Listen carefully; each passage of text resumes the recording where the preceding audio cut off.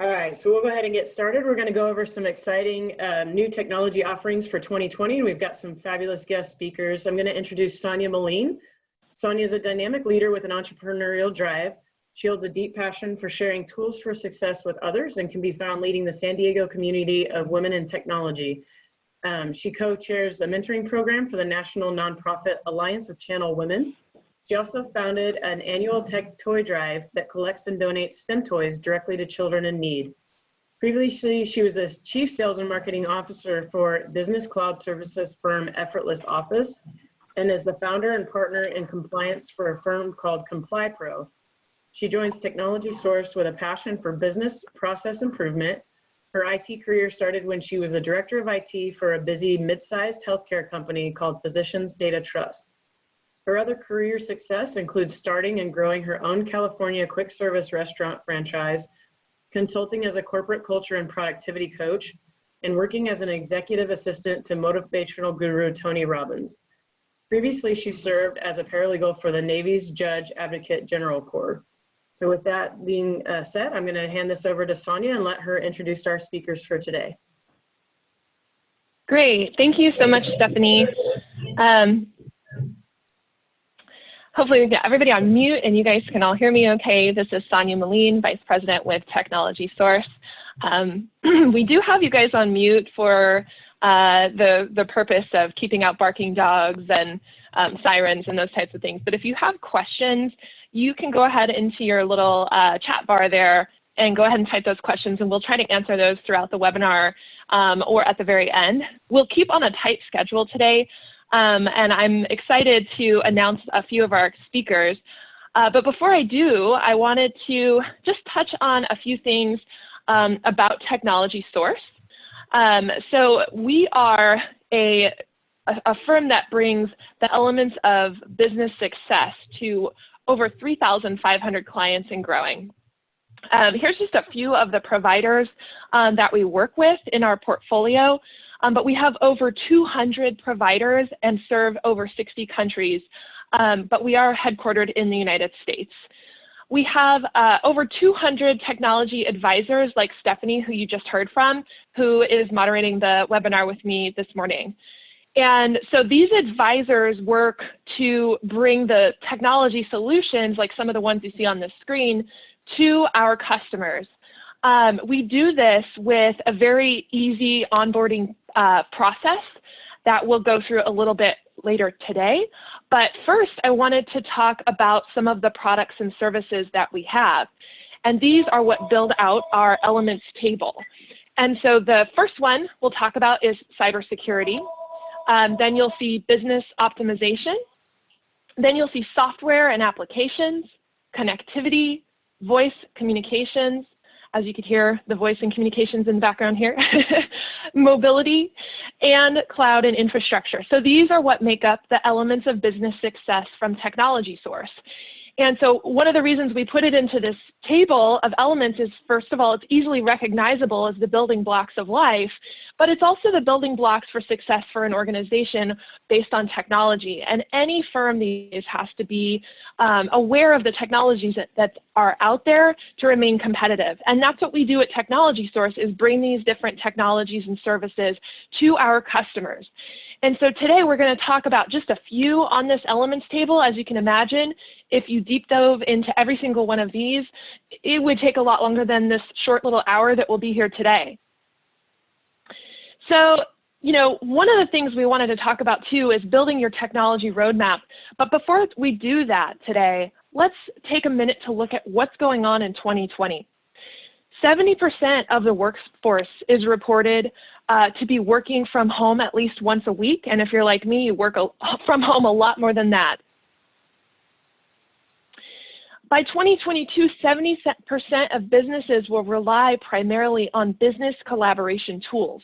And so we'll talk about some of those today with our guest speaker. And there is an internet speed increase of 35.8% since 2017. It's faster at 22% for uploads as well. So that's much, much faster, which enables us to work from home and be able to utilize a lot more applications, including voice applications, over the internet. we also have 96% of workstream collaboration growth. So that's a term that you'll hear about more later today, workstream collaboration. And, oh, you can read that a little bit. Every 14 seconds, a new organization will fall victim to ransomware. So that's kind of a bummer, but it's just what's happening out there. And, you know, that's not even talking about all the attacks that were perpetrated. These are just the ones that actually, you know, were successful at delivering the payload of that ransomware to the organization that they were working with. Or not working with, but attacking. And then last, 84% of workers are on multiple teams. And so, you know, that can be a tough thing to do when, you know, you've got all these different types of collaboration tools out there, and how do you keep track of this data? So here are some other top concerns for the 20s. Compliance stands in the way of business growth, and that stands in the way of winning bigger customers and contracts.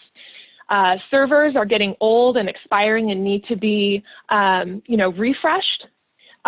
You know, I hear from a lot of customers that they feel like every time they have a problem with their technology, they get nickeled and dimed for that. And that can just be really a barrier for them to ever want to even try to grow or change their technology. So finding solution providers that work with them for these types of services that we provide, but charge, you know, flat fees. That's a big one that we like to know that our customers can find. And then internal staff data breaches. These are growing, ever growing, and, you know, we're constantly hearing about protecting from the outside, but there's a lot of internal staff data breaches that need to be, you know, thought about. And then not migrated yet to the best in technology. So a lot of organizations just haven't had the chance to do that, whether it's because of changes in staffing or just not having the budget, but these are things that kind of stand in the way. And then not leveraging the best in collaboration tools. You know, that's part of what helps an organization stay competitive. And so that's one of the things that, you know, we'll talk about today as well. And then remote staff, they can be really hard to deal with. You know, you may have to image computers and ship those computers. They have IT issues and it's a struggle to support them.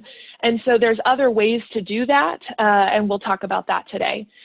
And then last, disaster recovery planning gets pushed aside. I have literally been involved with customers who were planning and planning and planning for disasters. And then later, while they were still in the middle of planning, they actually faced a huge breach of their data. And had they had their disaster recovery plan in place, rather than spending so much time analyzing it, they may have been able to recover that data and move on as if nothing had happened. But unfortunately, they were quagmired. So if you ever want to hear that story, just let me know. It's actually a pretty interesting story about an organization that you've all heard of. And then the other reality facing customers, and this little you know, icon in the middle is a customer like icon, and then all of these things on the outside are the those looking in and kind of analyzing, monitoring, and auditing the organizations. And so there's a lot more too on the state level. And then on the next slide, you can see even from a compliance standpoint, if you're in a healthcare world, it's even more intense. So you've got not only the health plans auditing and monitoring the organizations, the covered entities, but you also have all of these government regulations. And so as someone inside this little circle here in the IT department, you know, you've got to be really on top of your game. And so, you know, some of the providers we'll talk with today will help address those issues as well. And so last, I just want to talk about building your technology roadmap. One of the things that's really important to do when you're building this roadmap is to, you know, start early. I would recommend getting your leadership engaged before you build this roadmap so that they have a better understanding of what you're doing. And then when you bring this roadmap to them, they're already engaged and excited about that. And remember, roadmaps are not just lists. Excuse me, they need to contain the priorities of must-have, nice-to-have, and etc. A little sip of tea there. Excuse me. And And then when you put the roadmap together, it's good to talk about what's coming and maybe put an infographic together, something like this. I can help you. Our team at Technology Source can help you put this together, because a picture speaks more than 1,000 words. And so if you put this roadmap together, it could look something like this. You know, you're building your firewalls out, you're improving disaster recovery, maybe you're increasing your bandwidth and then putting an installation of SD-WAN. Maybe you do those at the same time, you know, so that's why we want to talk to an advisor here who can help you strategize on the best path. So now I would like to introduce a technology mind here that we have, and I'm so excited to introduce Mr. Justin Robbins. He's an evangelist with 8x8 and a business communications expert. He's a professional speaker and consultant who enables organizations to drive sustainable customer experience improvement. Over the course of his career, he's coached and mentored thousands of individuals around the globe on contact center and customer experience best practices. At 8x8, he focuses on creating clear, impactful content, workshops, and programs for contact center, customer experience, and business communications professionals. And a fun fact about Justin that I thought was great was that he was a voice major in college, and he moved to Nashville and actually worked in the music industry. So I thought that was pretty cool. So how are you doing this fine morning and afternoon for our East Coast guests? How are you doing this morning, Justin? Oh, Sonya, I'm great. How are you?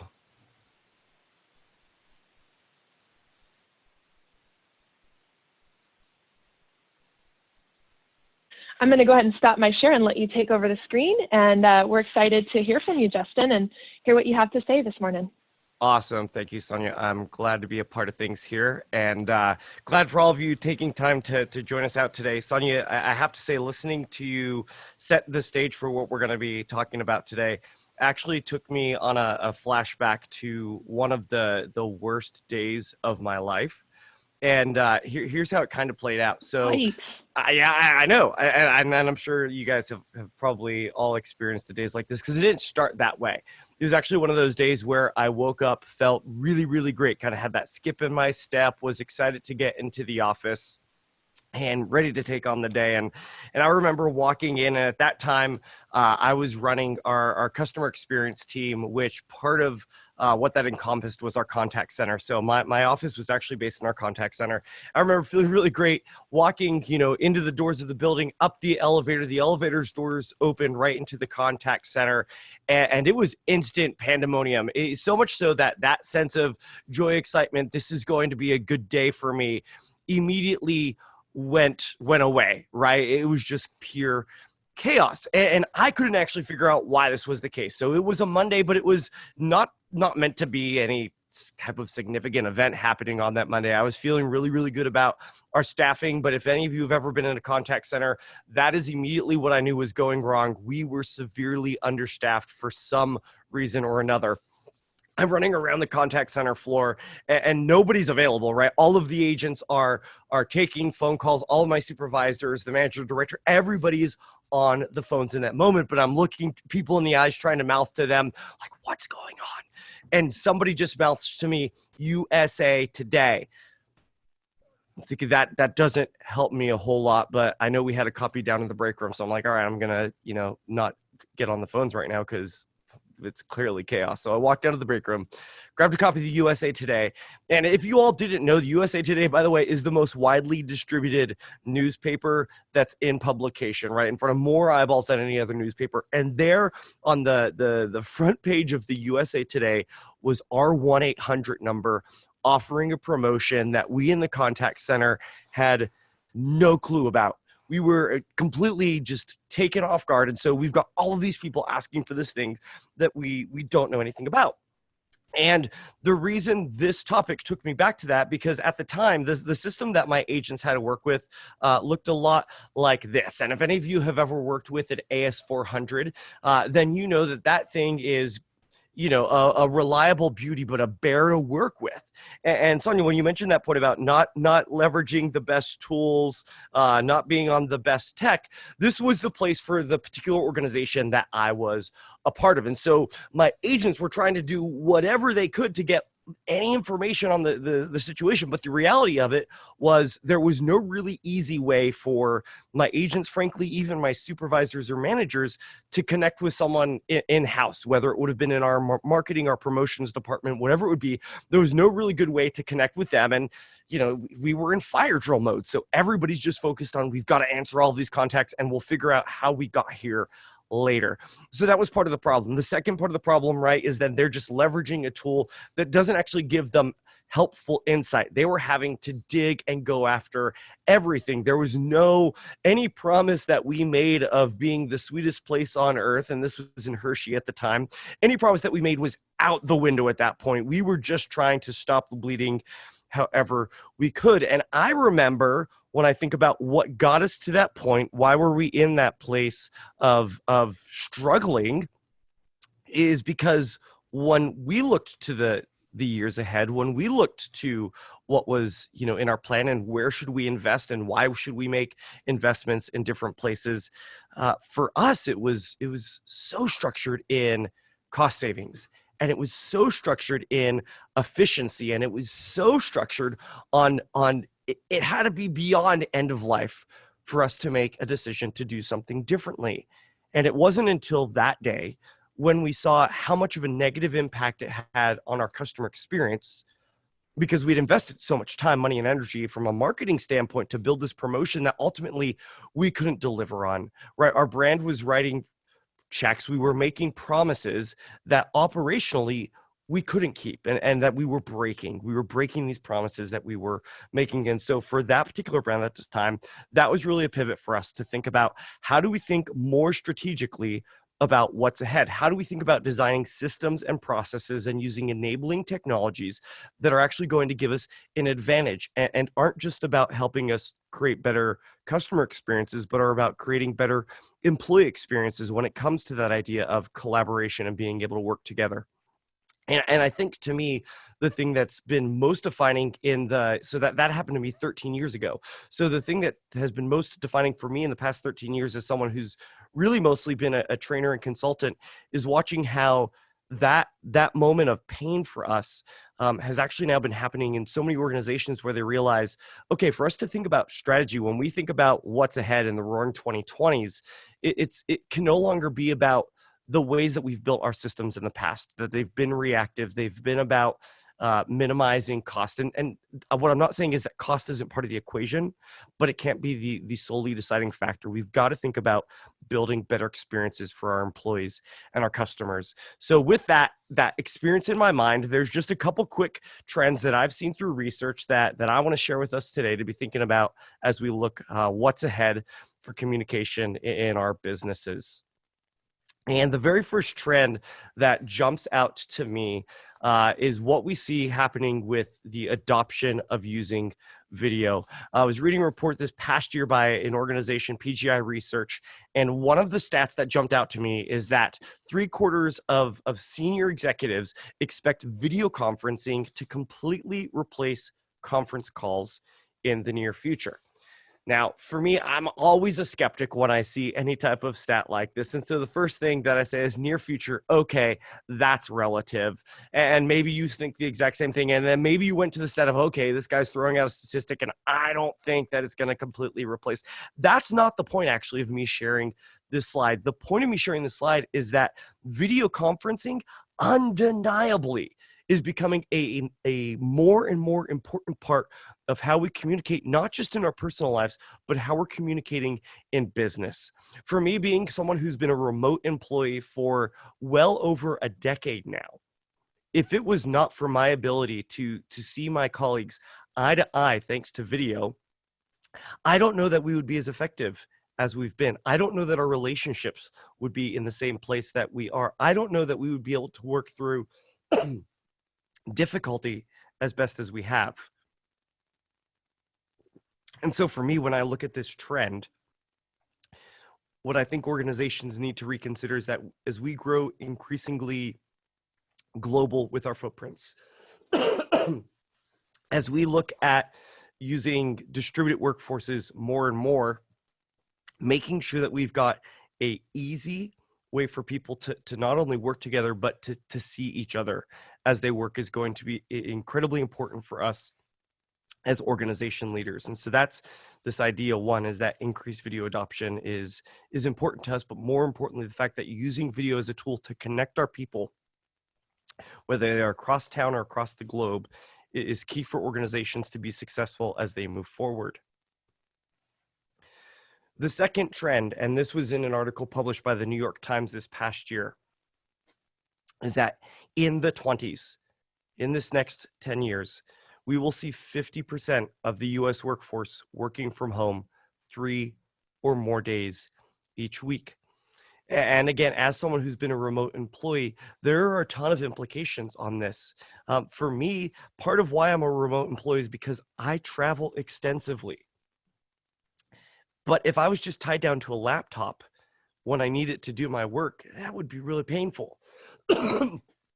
I'm pretty productive on an airplane, but even then doesn't help me get all of my work done. And so the fact that we truly always have our devices on us, we need to make sure that the same tools and resources that our people working in brick and mortar locations have to get work done, that we're enabling people not just to do it in the comfort of a home office, but from the palm of their hand as they're commuting to a meeting, or as they're in the Uber from the airport to the hotel room answering their emails. Because if we don't solve this piece on mobility, we will find ourselves in one of two places. Either a place where we've become, pardon me, either this place where we've become, I'm so sorry, excuse me one moment.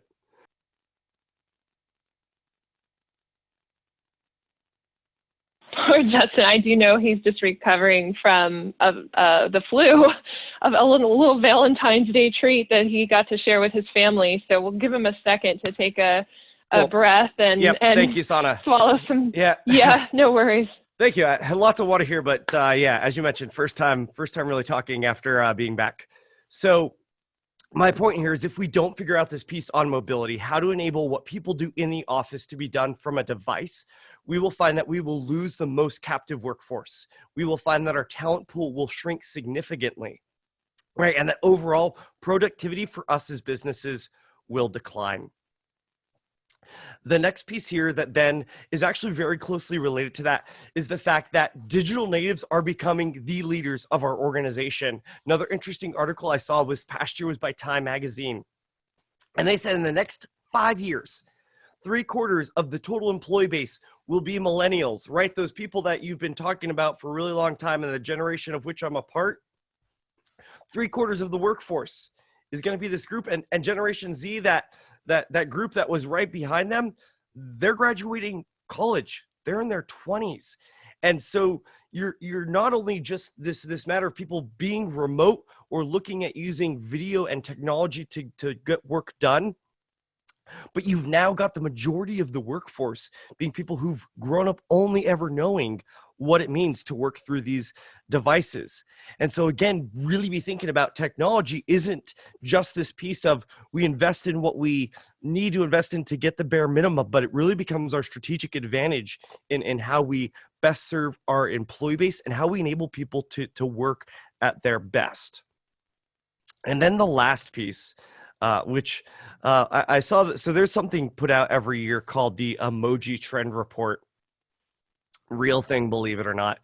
And what they found this past year is that 60% of employees now use emojis in workplace communication. And that really had me thinking when I saw this. Not only did I saw the fact that this is a report and this came out, but I asked the question of what does that mean? And what it means is twofold. One, as we do become more distributed, more remote, more using digital channels to communicate, part of what we've never lost is this desire for genuine conversation and this desire for humanity and connectedness. And when we're just using black and white, text as so often had become the trend with emails, as they really kind of surged to the forefront in the late 90s, and then we started using chat and SMSing. part of what emoji has been about, bringing levity and bringing personality and bringing a human element back to communication. But not only that, is it's also taken this shift in what does it mean for professional versus casual tone. And one of the things that I think we're really going to be wrestling with as we look over the next 5 to 10 years of what does it mean to have a 75% millennial workforce with a new generation and people working remotely or on the move. What is it going to mean for what work etiquette is and how we define that over the next 5 to 10 years? And so that, I think, is one of the biggest things that is yet to be determined. Is we know that we need to meet the needs of where people are, to make sure that they've got video to have the personal connection for someone that they may never meet in person, that we've got to ensure that people can work from their device in their hand, whether that's their phone or a tablet, as effectively as they could in their desk in the brick and mortar headquarters that might exist somewhere. We know that our workforce is increasingly getting younger, but more importantly, that they've grown up with these devices. And the last piece then really comes is how do we effectively manage it all? How do we set the right guidelines around effectively communicating with a customer over a text message? How do we set the right guidelines for what it means to measure the quality of an interaction when your customer is now on video with your contact center agent? And it's figuring that out that I think is going to be one of the even most exciting parts about the next few years to come. So with that, Sonya, that's a few of my thoughts. Apologies for my coughing fit there in the end, but those are 4 things that I think are really going to matter as we look at business communications in the years ahead. Yes, no, that's really good. Great. Well, thank you so much, Justin. It's so enlightening and it's so important. And I think for us who are on this call, and I'll say this again, probably to many of you, I commend you for taking the time out of your day to look into the different types of technology that are out there and educating yourself, because it's so important. And that's how we are going to be able to be successful, is to just continuously improve. So now I want to hand it over to Mr. Gary Coben, and Gary is the Senior Vice President of Channel Sales with Evolve IP. He comes to us today with over 35 years in the tech industry and provides a deep understanding of cloud computing technologies and is a founding member of the Evolve IP management team. Mr. Coben joined the company in 2008, and he developed and launched their channel initiative, which today is recognized as one of the leading cloud service providers in the world. Here at Evolve IP, he has a career that has spanned more than 3 decades.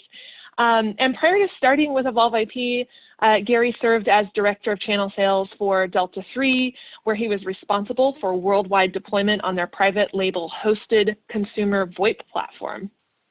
He's held several other positions in his career, and he's featured in industry events, including Internet, Telephony, Channel Partners, Channel Connect, CES, and he's widely published and quoted. And we're excited to hear from him today to talk more about these different elements of business success. How are you today, Gary? I'm good. Can everybody hear me okay? That's a yes? Yes, sir. All right, outstanding. So first of all, Sonya, thank you. And Justin, I agreed with a lot of the trends that we're seeing as well. And while I wish I was a millennial, I wish to say that after 3 decades, I am not. You'll see here our tagline is purpose-built solutions. One of the things that Evolve IP is clearly focused on is this new emerging trend that's primarily from the millennials, which is this concept of workstream collaboration. So we're going to be talking about that today, and then we're going to be talking about workspaces, which is sort of the next version of desktop computing. We'll save contact center for another time. So let's talk a little bit about now I've been around this long, so I can talk a little bit about some of the trends that we're seeing in the market certainly around unified communications. If you think about this, you go back 10 years ago, the telephony market was dominated by your big PBX manufacturers, right? Which includes people like Cisco and Avaya and Mitel, and also BroadSoft really emerged 10 years ago as a dominant player. Cut that time frame in half, and what started to happen is that many of the proprietary platform providers, right, of which Justin works for one, there's another one out there called Ring Central, another one called Fuse, saw a tremendous amount of success because they were operating on a proprietary platform which enabled them to kind of change as the market changed. What's going to emerge in 2020 in the future is that the market for telephony will now be dominated by workstream collaboration platforms. And the reason why is because millennials are taking over. So let's take a look at that real quick here. You've seen a lot of stats today. I won't kill you with a ton of these, but clearly some of these make a lot of sense. Microsoft says that 80% of the time that our employees spent is collaborating with other people, right? You've seen this stat from Sonya that 72% of employees are at least working remotely at least once a week. That's from IDC. And then 84% of our employees work in multiple groups. You can see some of the stats from Cisco. At the end of the day, what we think is kind of interesting is that starting this year, and you're talking to a lot of them on the phone today, 3.7 million workers work from home. And that by 2022, 70% of all businesses will now rely on business collaboration tools because most of their time is spent collaborating with other people. So when you look at what is workstream collaboration, think about it as bringing all the things that we use every day together in one platform. So that's things like calling, messaging, notifications, files, tools, right? But the beauty of it is that it creates this persistent digital and searchable workspace so that if at the end of this presentation, the first thing you're thinking is, gee, I want a copy of that. In workstream collaboration, it just lives there. And what's really driving this? Mobile phones, right? This is what our kids have grown up with, right? The idea is go ask one of your children to show you a picture that they shared with you from 2 years ago. They'll have it up in 10 seconds. Ask a coworker to send you an email that they sent you 6 months ago.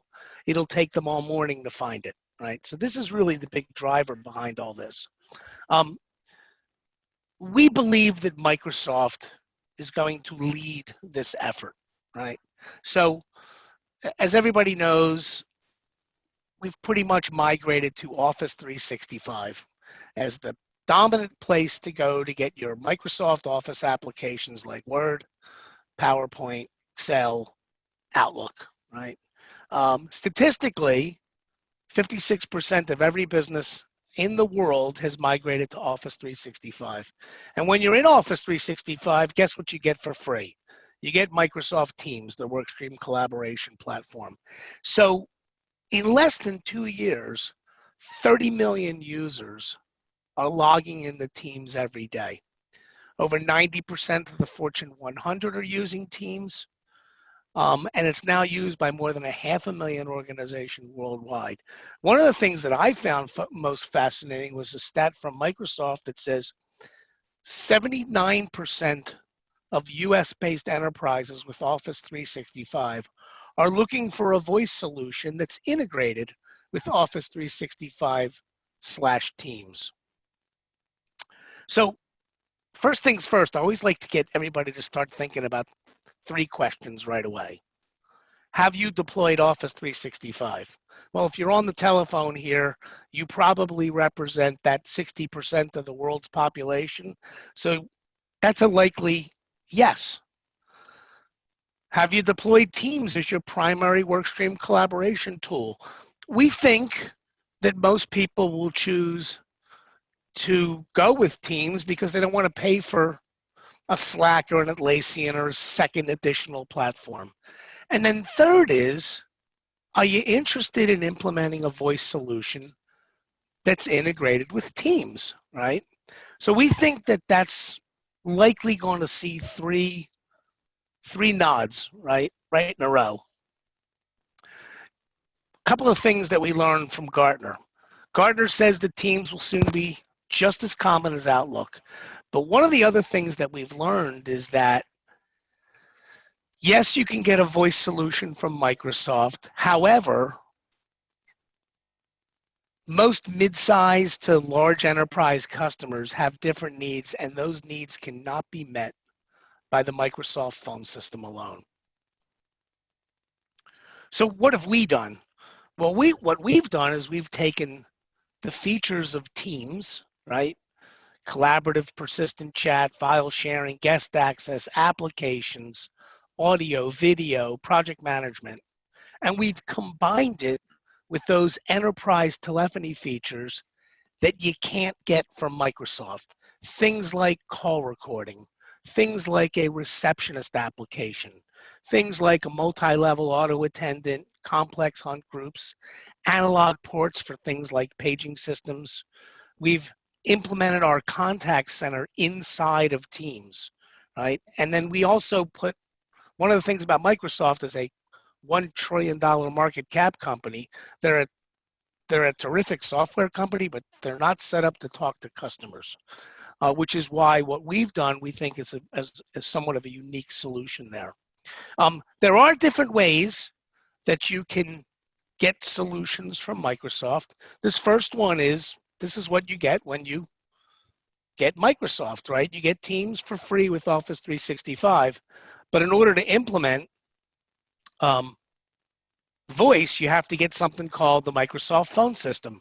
And then you have to pay for a calling plan on top of that. What you're left with is you can make calls, you can take calls, but you're going to absolutely be limited in terms of your features and functionality.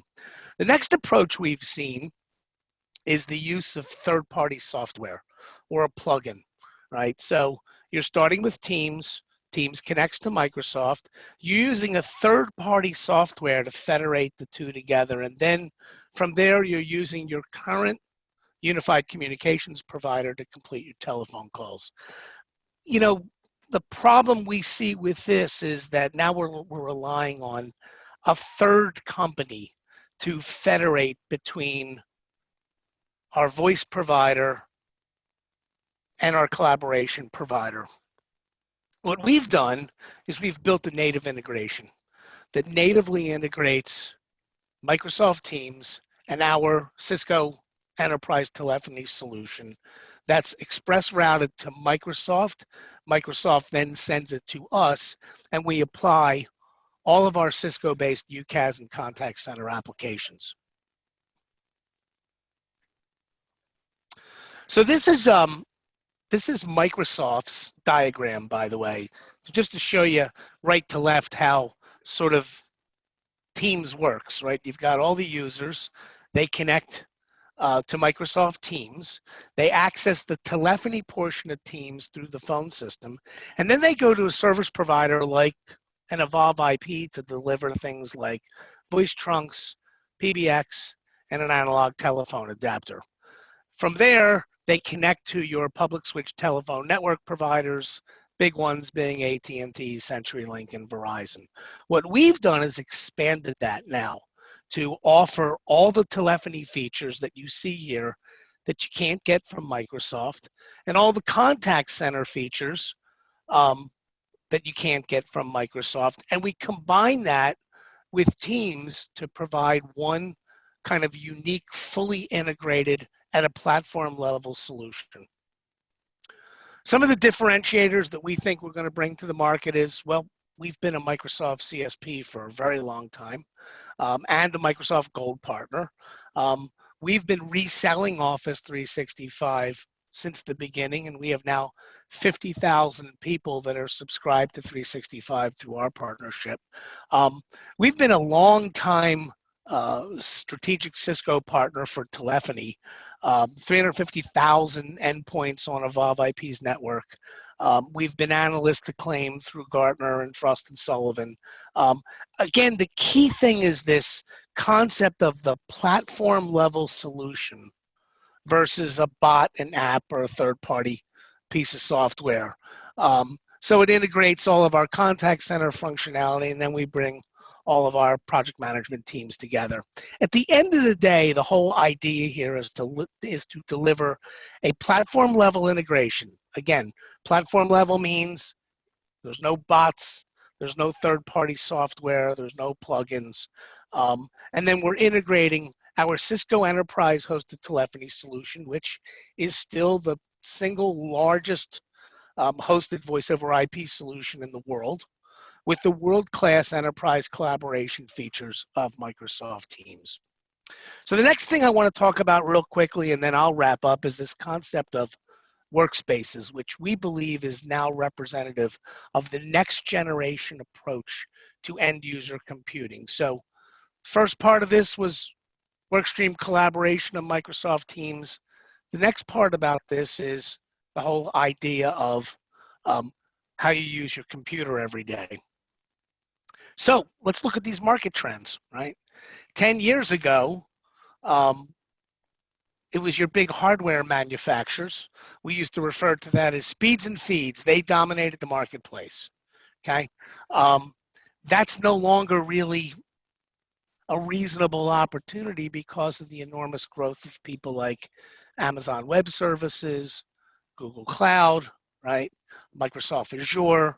5 years ago, we started to see a surge in things like desktop as a service, right? So end user computing. Now, it's really dominated by SaaS, and you'll see what I'm talking about in a minute here. But if you think about what did my PC look like 5 years ago versus what my PC looks like today, you will soon realize that 5 years ago, all of the applications that you used every day at work were installed on your PC. Today, they're a website that you go to.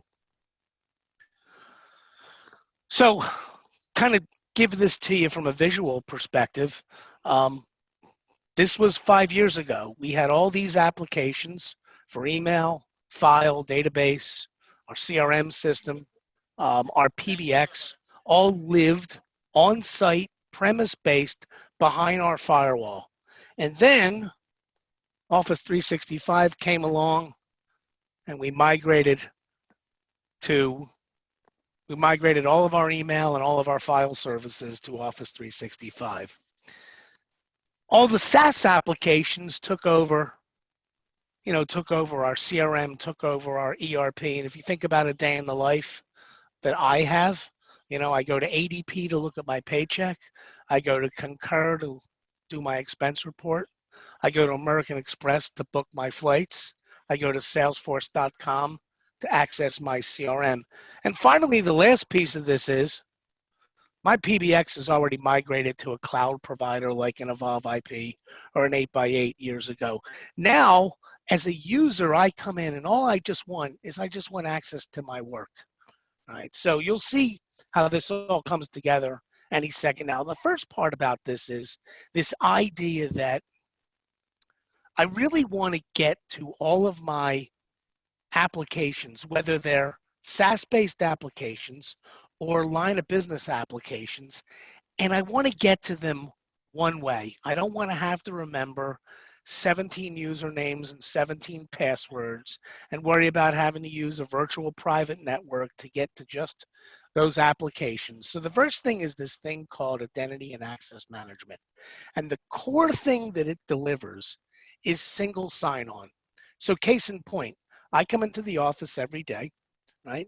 I log in with my Active Directory credentials, and I'm presented a slide like this. And then every application I have, whether it's an application that is a software-based application that's delivered via the web, or it's a legacy application that's sitting on a server somewhere, is all located right in that screen right there. The next group of employees that we talk about is people like in our accounting department? In our accounting department, they still have QuickBooks. Some of them are running Sage, right? Other companies, they're running Dynamics, right? These are all hard client applications.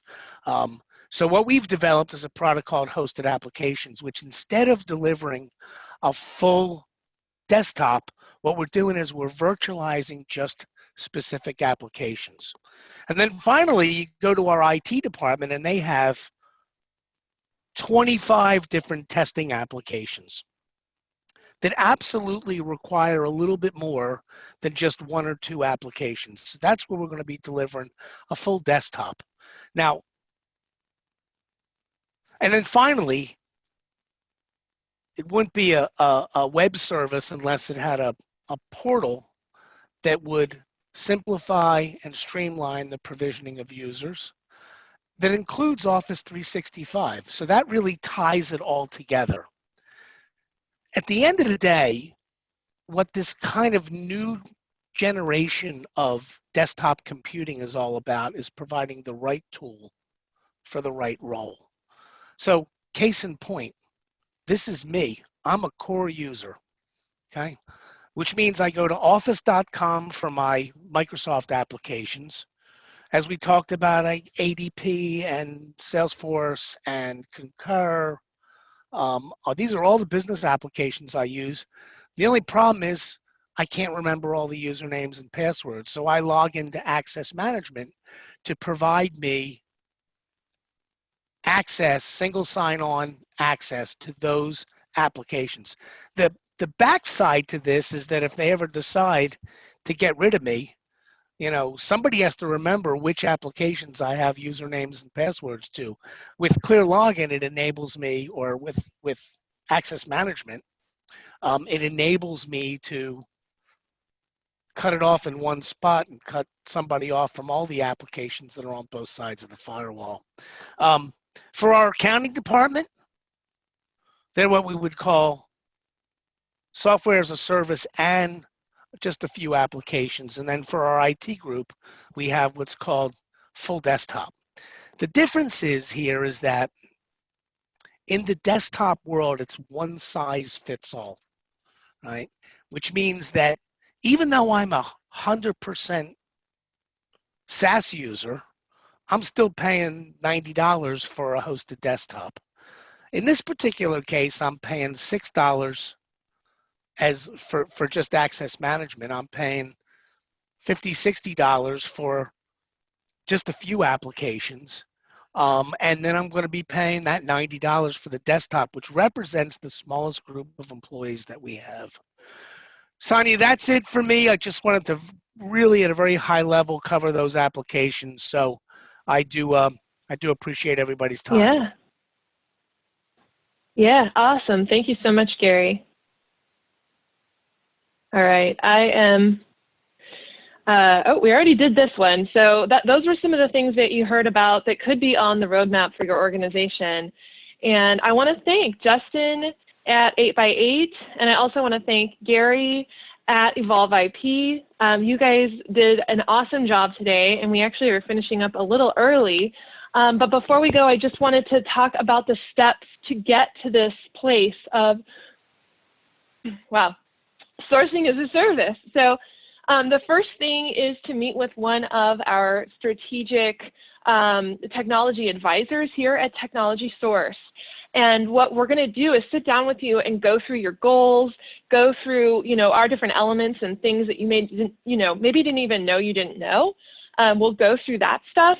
And then we'll also talk about some of the, any challenges that you're having, and some of the technology that you love that's working, maybe things that you've thought of.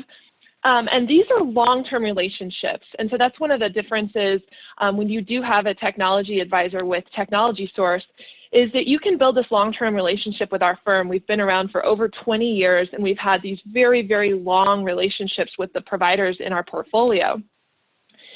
And so, the providers may have sales reps that come and go and change, And then you may lose contact with them or have a little bit of, kind of trouble if you just go directly with them, because then you wouldn't have access, to this technology advisor that can strategize with you.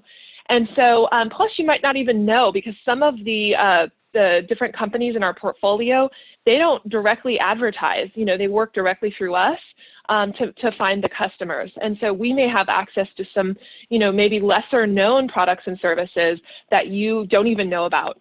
We also have the big ones. Don't let me, the big ones that we talked about today, the Verizons and the AT&Ts and, the big larger companies. But we have some smaller, kind of more boutique firms that may be like perfectly built out for your organization to serve your needs. The next step is to get these expert recommendations for your businesses and warm introductions directly with people like Gary and Justin's team.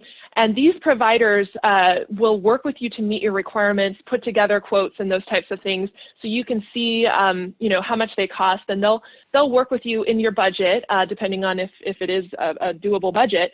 And then lastly, you'll purchase directly from that provider, and they will deploy the solutions for your business. And I would also add another step in there is that, kind of repeat. We'll continue to work with you throughout the years as the technologies change, as your business needs change, and as your company grows. So that's all I have for you today. This is Sonya Meline with Technology Source. And now I'd like to hand it over to Stephanie Mountain, our Senior Technology Advisor. Yeah, thank you, Sonya, and thank you to 8x8 and Evolve for joining us today. We'll have more sessions like this in the future, and I will follow up with each of you to send you a link to a recording of this session, and it'll also live on in perpetuity on the Technology Source YouTube channel. So thank you for everyone for your time in joining us today, and we look forward to having you join us for another webinar session in the near future. Appreciate your time.